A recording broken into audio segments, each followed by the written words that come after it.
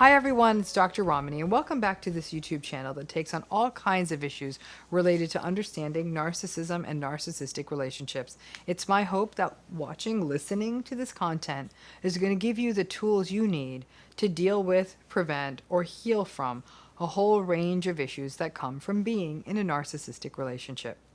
Today we're going to take something on that actually came up recently in an article I read, and then I recognized it was being raised by other folks, which is the difference between the silent treatment and both gray rocking and going no contact. And again, if you're new to this channel, please hit that button and subscribe. Join this channel. We put new content out every day.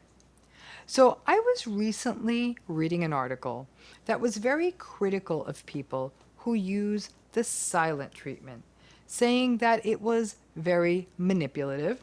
It is. And very passive aggressive. You better believe it is. But the article left me concerned that people out there who may be engaging in what we consider to be best practices when it comes to managing narcissistic relationships, namely gray rocking and no contact, as well as setting boundaries, may be concerned about whether what they are doing could be considered to be similar to the silent treatment. Well, the short answer to that is no. But I think it's important that we be clear on the differences in case somebody tries to turn around and decides to label your gray rock or your no contact as a silent treatment. So first, let's start by laying out what the silent treatment is. It is a frequently used tool of narcissistic and other manipulative personalities. The silent treatment involves simply being silent, literally living alongside someone and not speaking to them or acknowledging them, being in the kitchen and just stepping around them, not referring to them, not answering them, and if communication has to happen, maybe, just maybe, it'll occur via text or email. The silent treatment is meant to be punitive, and it is in some ways coercive. For healthy people, living with someone who is not speaking to them is uncomfortable, and yeah, it feels very punitive. The silent treatment person never has to do the adult work of communication and is arrogant enough to believe that their silence speaks enough. It is also coercive because the person on the receiving end of the silent treatment will often ultimately just relent and apologize just to break the silence, with there being little accountability for the person engaging in the silent treatment. And then the silent treatment person also gets rewarded for their behavior because it got them what they wanted. The silent treatment is generally predicated on being in a current relationship with someone. That's still happening, meaning that there has not been a conversation about ending the relationship or not being in contact.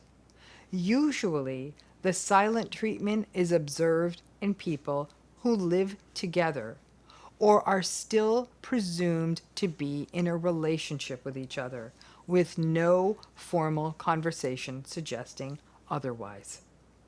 Gray rocking implies that you still have contact with the other person.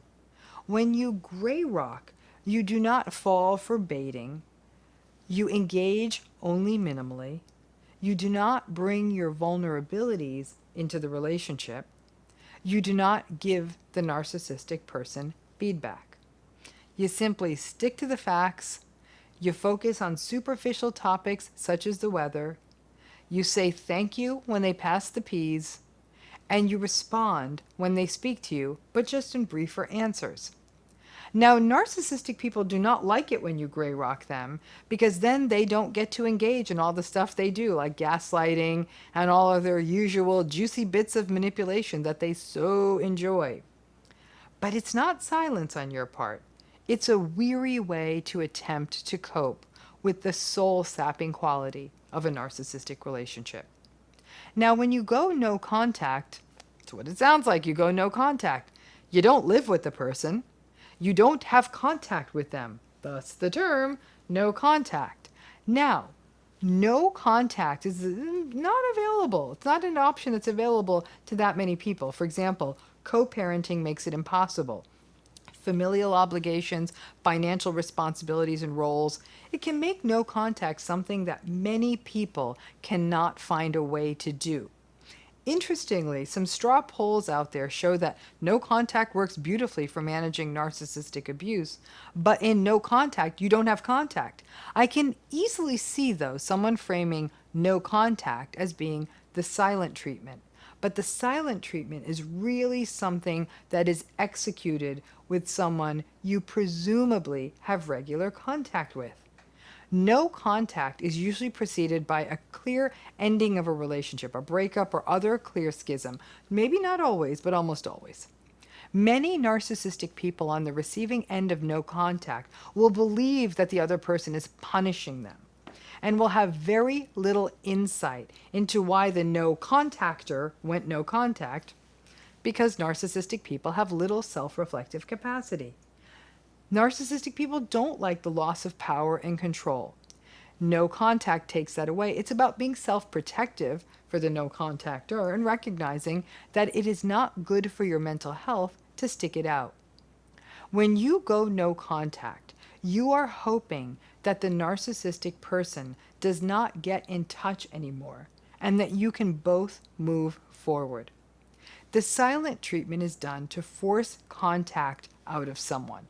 So if you've gone missing or silent or no contact and you're doing silent treatment, your goal is to coerce the other person into contacting you. If your goal is to coerce a contact, then that is the silent treatment. No contact means that you do not expect or want any kind of contact from the other person.